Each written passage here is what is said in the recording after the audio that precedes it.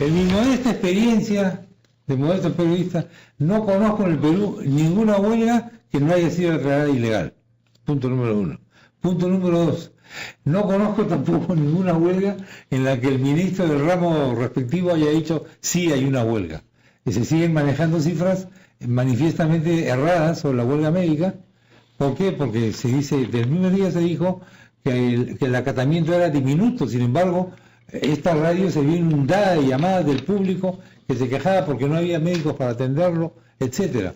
Se solucionó ya en salud, pero ha habido que reprogramar decenas de miles de citas, porque efectivamente hubo pues una huelga, no hay que negarlo.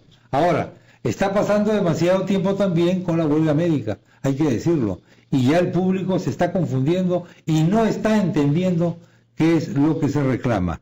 Nos va a aclarar, por lo menos su punto de vista, como representante del Gremio Médico de Lima, el doctor Tommy Villanueva, decano del Colegio Médico de Lima.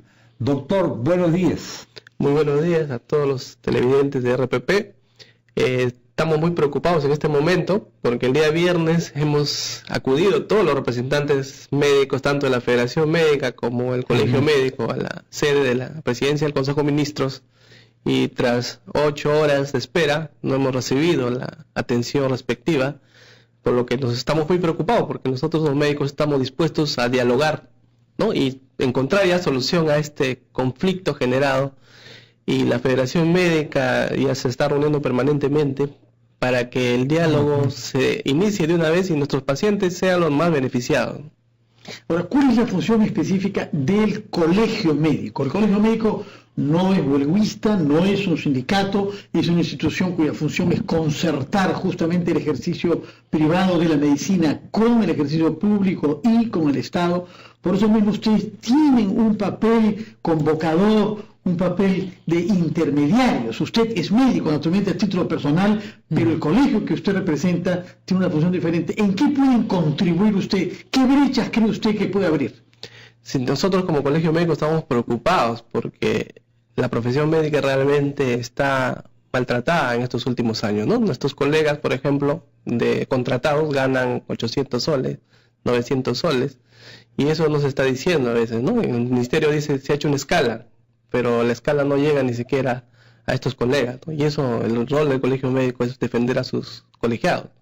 Y también la salud pública, ¿no? Y veamos los indicadores de salud de los últimos años, la mortalidad materna, la mortalidad infantil, ¿no? El dengue, ¿no? La tuberculosis. Hay cosas en que se ha mejorado y cosas en que se ha empeorado. En los últimos años los indicadores han bajado bastante, la cobertura de atención, ¿no? Los hospitales no tienen medicamentos, no tienen infraestructura, equipamiento. Nosotros nos preocupamos por el paciente, ¿no? El colegio médico tiene ese rol. Hay una imagen que pido que usted la comente. Los médicos son egoístas, quieren simplemente mantenerse en los cargos en un estado deficitario en materia de salud, no quieren que haya ningún tipo de actividad privada y tienen el capricho de pedir que se les regale un sueldo con motivo de su cumpleaños.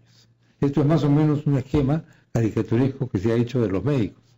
¿Cuál es su comentario? Nosotros los médicos estudiamos medicina para servir al paciente, porque quien estudia medicina para hacer lucro u otra forma, yo creo que no tiene la vocación de servicio, ¿no? Yo soy médico del Ministerio de Salud, tengo más de 10 años ejerciendo la medicina en un hospital público, con la remuneración mínima que nos dan, pero lo principal es la vocación de servicio. Ese es nuestro rol principal. ¿Cuánto gana usted, doctor? Líquido más o menos 3.200 soles, ¿no? Líquido, o sea, neto. ¿Cuál es el promedio de salarios?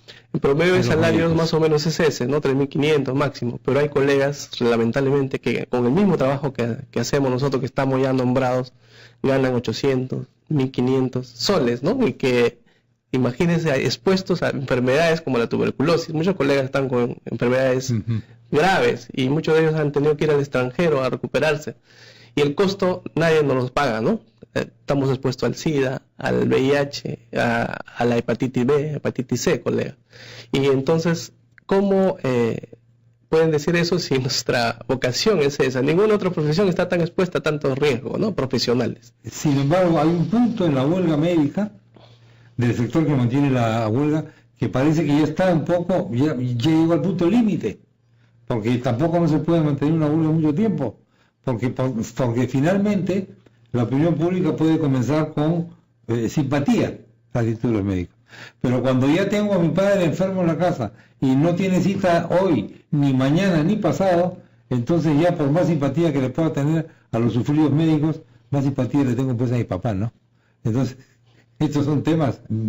¿Cómo manejan esto? Hay que aclarar también que en procesos de huelga no se abandonan las emergencias, las urgencias, los pacientes críticos, ¿no? Y cualquier paciente que tenga la necesidad de operarse inmediatamente, lo estamos haciendo con los comandos de lucha de cada hospital. Y el Colegio Médico también en todo momento hemos dado la disposición para que los pacientes se comuniquen con nosotros si tienen algún problema. Nosotros no descuidamos a nuestros pacientes. Lo que se ha suspendido son las consultas externas, ¿no? Las cirugías programadas, ¿no? Que pueden ser diferidas. Uno de sus colegas dice que hay 2 millones de consultas postergadas. Sí, aproximadamente es la cifra oficial, en la cual a nivel nacional, ¿no? Si bien es cierto, las regiones tienen mayor acatamiento, en Lima también se han suspendido las actividades programadas y la consulta externa. Ahora, doctor, hay un tema que me preocupa mucho siempre de esta huelga. Hay un reclamo salarial, por una parte, usted dice que es totalmente justificado, que los salarios son muy bajos para la cantidad de años de estudios que el médico supone, para los riesgos que el ejercicio de la profesión implica. Pero al mismo tiempo hay una agenda de reforma, es decir, se quieren negociar cosas estructurales y de largo plazo al mismo tiempo que aumentos salariales. ¿Eso es lo que causa el entrampamiento? Bueno, lo que se está viendo es que hay 23 decretos legislativos que han sido formulados por el Ministerio de Salud en el marco de la delegación de facultades del Poder Ejecutivo, de los cuales la mayoría de ellos perjudican a los pacientes. Eso es nuestra conclusión. Y uno de ellos, que es el decreto legislativo 1153, perjudica al recurso humano porque le ha quitado el concepto de remuneración a nuestros salarios por compensación. O sea, prácticamente los médicos estamos recibiendo una compensación y no una remuneración. Y nos han eliminado 8 artículos de la Ley de Trabajo Médico que nos protegían, ¿no? Ese es uno de los puntos más importantes. Y la reforma no creemos que deba ser de esa forma. Creemos que el rol de la actividad privada es complementaria, pero primero hay que fortalecer el sector público. El presupuesto en salud es el más bajo de Latinoamérica. No tenemos recursos, equipamiento, infraestructura. Entonces, ese es lo que queremos que esté en agenda y que se consensúe la reforma, ¿no? Que los actores que somos los recursos humanos, la sociedad civil, que es la más perjudicada, creamos una agenda, ¿no? Una hoja de ruta. Eso no significa que ahorita lo hagamos, sino si hagamos una hoja de ruta. Como decano, tuviera que proponer una brecha para resolver esta batalla de trincheras, para no desacreditar al gremio, justamente para no enfrentarlo a la opinión pública, ¿por dónde haría usted un camino de consenso? Yo creo que debe haber apertura al diálogo, ¿no? Eso es lo que necesitamos en este momento.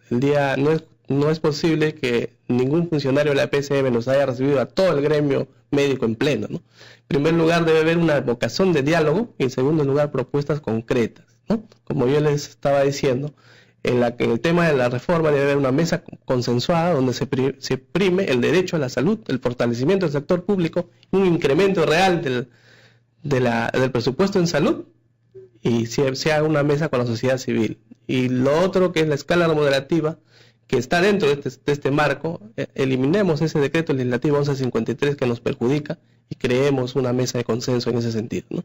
Como la mayor parte del público, el contacto cara a cara que tiene con el sistema de salud es el médico, entonces se tiende a achacarle al médico una serie de cosas que a lo mejor no tienen que ver directamente con su responsabilidad. Por ejemplo, tiempo de consulta muy corta, acá entran muchísimas llamadas. Nos ocurre que algunas son anónimas, dicen, una cosa es el médico en el hospital estatal y otra cosa es el médico en su consulta privada. Como en esta segunda consulta saca más dinero, evidentemente trata a la gente mejor y todo lo demás. Y sobre eso hay 20.000 acusaciones, denuncias de todo tipo, etcétera. ¿Qué comentaría sobre esto, doctor? Sí, existen problemas graves del sistema, ¿no? A veces al médico tiene 30 consultas por turno, que es de 6 horas. Prácticamente sale 15 minutos la atención al paciente. Entonces el médico tiene que hacer la historia clínica rápidamente, atenderlo rápidamente porque tiene 29, 30 pacientes esperando en la cola. Entonces es parte del problema del sistema, porque no tenemos más recursos humanos, más infraestructura, más equipamiento. Entonces Gran parte del problema del sistema de salud es porque ya colapsó. Y justamente por eso es la necesidad de la reforma. Nadie está en contra de una reforma, pero consensuada, concertada, y que el principal beneficiado sea el paciente. Ese 25% ojalá que del eso que paciente. usted dice, todo el mundo está a favor de una reforma, nos permita usarlo como punto de partida para hallar una aplicación concreta. El tiempo nos gana, doctor Villanueva. Muchas gracias por haber estado acá y esperemos que el lunes haya una inspiración de parte y otra para que los usuarios de los servicios de salud no se vean perjudicados por un problema que se prolonga demasiado. Muchas gracias por su visita y que tenga usted un buen domingo. Corte y regresamos. Va a tener agitado en coordinaciones, llamadas telefónicas y todo lo demás, oiga, va a ser bravo. De todas maneras.